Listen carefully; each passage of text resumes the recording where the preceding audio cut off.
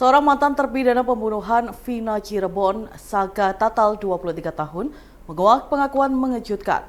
Saka mengaku jika dirinya tidak terlibat pembunuhan. Ia mengungkapkan telah dipaksa untuk mengaku terlibat pembunuhan tersebut. Saka divonis 8 tahun penjara atas kasus pembunuhan dan pemerkosaan Vina Cirebon bersama kekasihnya Eki. Dari vonis tersebut, Saka menghabiskan waktu 4 tahun di penjara karena mendapat remisi. Saat diwawancara pada Sabtu 18 Mei 2024, ia mengaku tidak mengenal Vina maupun Eki. Sesaat sebelum ditangkap, ia diminta membeli bensin oleh sang paman. Setelah itu ada sejumlah aparat kepolisian yang sudah menunggunya. Menurutnya, ia menjadi korban penangkapan tanpa alasan jelas. Di kantor Polres, Saka mengaku mengalami penyiksaan yang memaksanya agar mengakui perbuatan yang tidak ia lakukan. Setelah bebas, Saka mengetahui adanya 3 pelaku dalam daftar pencarian orang atau DPO pada kasus ini yang membuatnya kesal. Saka pun berharap nama baiknya dipulihkan karena setelah insiden tersebut dirinya tidak dapat melanjutkan sekolah dan sulit mencari pekerjaan. Media sosial X saat ini tengah diramaikan kisah seorang wanita di Surabaya, Jawa Timur yang mendapat teror selama 10 tahun dari seorang pria yang terobsesi dengannya. Korban bernama Nimas yang ditemui di Mapolda Jatim pada Jumat 17 Mei 2024 malam mengisahkan gangguan dari pelaku bernama Adi tersebut bermula saat duduk di bangku SMP. Kala itu Nimas merasa iba dengan Adi lantaran pelaku jarang ke kantin. Nimas pun berinisiatif memberinya uang Rp5.000 agar Adi bisa membeli makan. Nahas, kebaikan Nimas justru disalahartikan oleh Adi yang mengira korban menyukainya. Kemudian saat Nimas duduk di bangku kelas 11 SMA pada 2014, teror dari Adi kian menjadi. Pelaku mendatangi sekolahnya dan menemuinya seusai latihan paskibra. Puncaknya saat Nimas menyampaikan terima kasih pada Adi yang mengirimkan bela sungkawa saat sang ayah meninggal pada 2015. Nimas mengatakan Adi merasa jika dirinya membuka hati untuk pelaku. Sejak saat itulah teror terhadap Nimas tidak pernah berhenti, bahkan hingga ia menuliskan kisahnya di media sosial X. Adapun kasus ini telah mendapat perhatian dari kepolisian setempat dan Nimas pun sudah membuat laporan di Mapolda Jatim. Terima kasih. Jadi saya ini mengalami pelecehan plus peneroran selama kurang lebih 10 tahun, bisa lebih dari 10 tahun bahkan. Karena itu teman saya sendiri, berawal dari teman saya sendiri di SMP, terus yang saya awalnya niat baik karena saya kan karakternya ekstrovert dan dia tuh sangat introvert sekali gitu. Ternyata kebaikan saya itu disalahartikan sama dia, dikiranya saya suka sama dia gitu. Saya sudah pernah menolak dia memang coba untuk confess ke saya tahun 2000 sekitar 14-15 gitu. Tapi saya sudah tolak dengan cara baik-baik, dengan cara kasar juga sudah tidak bisa, dan itu tetap berlanjut sampai sekarang. Dan itu penolakannya itu nggak sekali dua kali pokoknya, dengan saya sendiri sudah, dengan saya bawa kerabat dekat keluarga maksudnya sudah, dengan mantan-mantan kekasih saya sudah. Jadi susah sekali untuk dikasih tahu kalau saya tidak suka seperti itu. Mbak, selama 10 tahun itu Mbak, pelecehannya seperti apa? bentuknya. Bentuk terornya itu saya sampai detik ini dari 2016 sampai 2024 sudah dibikinkan akun 440 akun di Twitter itu. Kemudian belum lagi di Instagram saya harus kehilangan banyak sekali Instagram saya, dan Instagram saya aja baru 2022 kalau nggak salah itu. Terus nggak hanya pembuatan akun, isi akunnya juga itu hal yang pelecehan seksual verbal maupun juga ada fotonya juga yang tidak bisa saya sebutkan di sini. Selama itu pengancaman ada laporan nggak? Pengancaman juga ada. Pengancamannya itu berbentuk ketika saya mendekat, ada yang dekat dengan, maksudnya ada cowok yang dekat sama saya, itu dibilang semua cowok-cowok tersebut akan dibunuh oleh dia itu gitu. Dan itu yang paling parah sih menurut saya. Mbak, ini kan sudah 10 tahun, Mbak. Selama rentang 10 tahun. Selain Mbak sendiri yang mendapat intimidasi itu, apakah ada pihak keluarga yang lain juga mendapatkan intimidasi yang sama? Khusus saya aja sih kalau itu intimidasi, karena dia memang obses sama saya. Dan dia juga mengakui kalau dia suka, cinta, obses sama saya. Kadang dia tuh bisa dibilang kadang jujur, kadang denial gitu. Jadi susah. Posesif gitu ya, Mbak? Posesif ya? Bisa jadi seperti itu. Jadi posesifnya dia tuh mengarah ke intimidasi kalau siapapun cowok yang dekat sama saya itu akan dibunuh, bilangnya seperti itu. Selama rentang 10 tahun itu sudah pernah laporan tidak? Belum pernah. Ini kali Dan pertama ini ya, kali pertama. Alasannya kenapa? Karena saya kan anak yatim.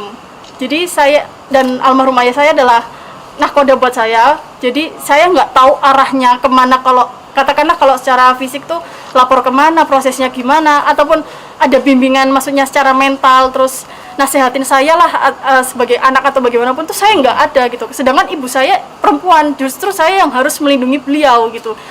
Terus saya sudah curhat sama ibu saya, sama teman-teman saya, maksudnya sahabat saya itu bilangnya sabar nih, dibiarin aja, nanti mungkin setahun 2 tahun buyar. Maksudnya dia nggak ganggu lagi, enggak, sampai 2024 seperti ini.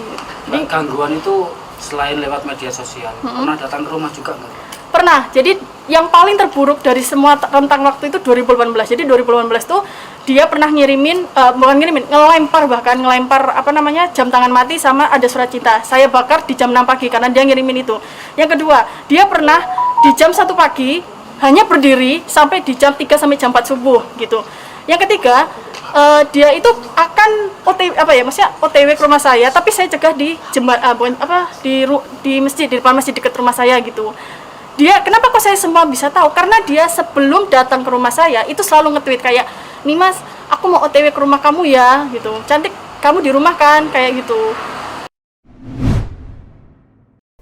Anggota Samapta Polrestabes Surabaya menangkap 6 pemuda terduga anggota gangster remaja gara-gara menenteng celurit dan pedang di jalanan pada tengah malam. Kasat Samapta Polrestabes Surabaya, AKBP Teguh Santoso mengatakan pihaknya melakukan penangkapan terhadap para anggota gangster setelah memperoleh informasi dari patroli siber pada Sabtu 18 Mei 2024. Pihaknya memantau ada aktivitas unggahan di akun media sosial anggota gangster remaja itu yang hendak melakukan aksi tawuran. Setelah berhasil mengidentifikasi lokasi yang akan digunakan untuk tawuran, petugas mendatangi lokasi tersebut lalu menangkap para pelaku. Panik lokasi tawuran didatangi petugas kepolisian, para anggota gangster pun urung melanjutkan rencana menghabisi lawan tarungnya. Mereka lantas kocar-kacir melarikan diri dari kejaran anggota kepolisian yang pergerakannya tidak kalah gesit. Setelah saling kejar-kejaran, polisi akhirnya menangkap 6 anggota gangster tidak jauh dari lokasi yang akan dijadikan tawuran.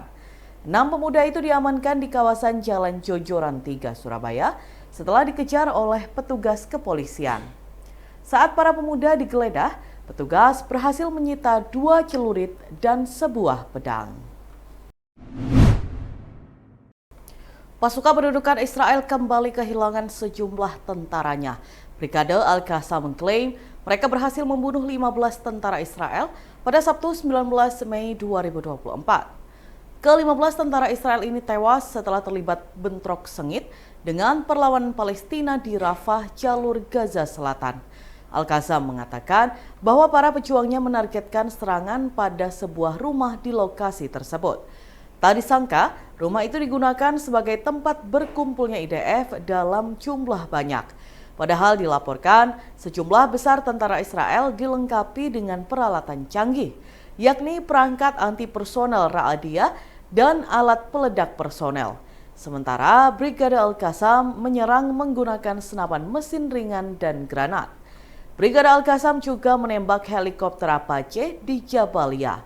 Dikutip dari Tribunnews.com, helikopter tersebut diserang menggunakan rudal SAM-7.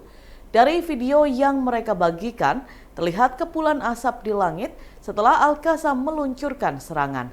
Namun IDF belum mengonfirmasi serangan terhadap helikopternya ini. Bersih desa kini tidak hanya dilakukan di desa-desa saja. Kelurahan Kepatihan, Kecamatan Kabupaten Ponorogo, Jawa Timur juga menggelar bersih kelurahan. Warga tumpek blek di Kelurahan Kepatihan pada Minggu 19 Mei 2024. Mereka menunggu momentum tumpeng porak, di mana diyakini dengan mendapatkan bagian dari tumpeng porak akan mendapatkan keberkahan dalam hidup. Warga yang telah hadir di Kelurahan Kepatihan sudah bersiap-siap ketika MC menyebutkan bahwa tumpeng boleh diporak. Terdapat 3 tumpeng raksasa dari 3 punden atau warga 2 RW setiap satu tumpengnya. Tumpeng berisi buah serta sayuran habis dalam sekejap. Teriakan kegembiraan karena mendapatkan buah serta sayuran pun menggema. Sebelum diporak, warga Kelurahan Kepatihan mengaraknya keliling wilayah Kelurahan Kepatihan. Warga yang mengarak menggunakan baju khas Ponorogo. Ketiga tumpeng tersebut bertemu di Kelurahan Kepatihan. Kemudian didoakan yang terbaik dan terakhir diporak bersama-sama. Warga setempat Hadi Sanyoto mengatakan ini merupakan pertama kali ada tumpeng porak di Kelurahan Kepatihan. Tanggapan masyarakat pun luar biasa. Mereka juga turut mengharapkan yang terbaik melalui tradisi ini. Hadi berharap semoga ini menjadi simbol keberkahan warga Kepatihan dan kedepannya sehat, sejahtera, serta panjang umur. Lurah Kepatihan Husnul Arifandi mengungkapkan bahwa bersih kelurahan mempunyai nilai-nilai baik, seperti kirim doa leluhur dan membuat masyarakat lebih rukun, lebih baik dan saling mengenal. Ia pun berharap dampak positif ini bisa diteruskan dan dibesarkan. Dan Tribuners, berikut kita simak bersama wawancara dengan warga setempat Hadi Sanyoto dan Lurah Kepatihan Husnul Arifandi. Ya, alhamdulillah dapat sedikit. Dapat sedikit. Kenapa kau rebutan, Mas? Ya ini memang warga masyarakat kan baru pertama kali ada tumpeng porak di Kepatihan. Jadi tanggapan warga masyarakat luar biasa. Semuanya benar-benar datang ke Kelurahan Kepatihan berebut. Ini semoga menjadi simbol keberkahan bagi warga Kepatihan ke depan semakin sejahtera, sehat walafiat dan juga panjang umur. Ini bersih kelurahan ini sebenarnya kan punya nilai-nilai baik untuk pertama mengirimkan doa ke leluhur, terus yang kedua ini dalam rangka untuk membuat masyarakat itu lebih rukun, lebih baik, lebih saling mengenal. Nah, atas dasar itu makanya kami dengan para tokoh, para sepuh yang ada di Kelurahan Kepatihan bersepakat bahwa kita adakan bersih desa di Kelurahan Kepatihan. Dan ini hal pertama yang dilakukan di Kelurahan Kepatihan khususnya. Nah, makanya tadi saya sampaikan mudah-mudahan kedepannya apabila ini berdampak positif akan kita teruskan dan mungkin akan kita besarkan lagi. Tetapi nanti apabila evaluasinya ini masih ada kekurangan dan tidak ada dampak positifnya, mungkin akan kita pertimbangkan untuk diteruskan. Mungkin seperti itu. Itu tadi 3 buceng dari mana, Mbak? 3 buceng ini berarti terbagi dari 21 RW, 21 RT, 6 RW. Jadi per 2 RW kita turunkan 1 buceng. Jadi ada 6 RW, jadi jadinya 3 buceng dan memang di Kepatihan ini ada 3 punden. 3 punden yang babat antara tengah, pinggir selatan dengan pinggir utara berbeda. Download Tribun X sekarang. Menghadirkan lokal menjadi Indonesia.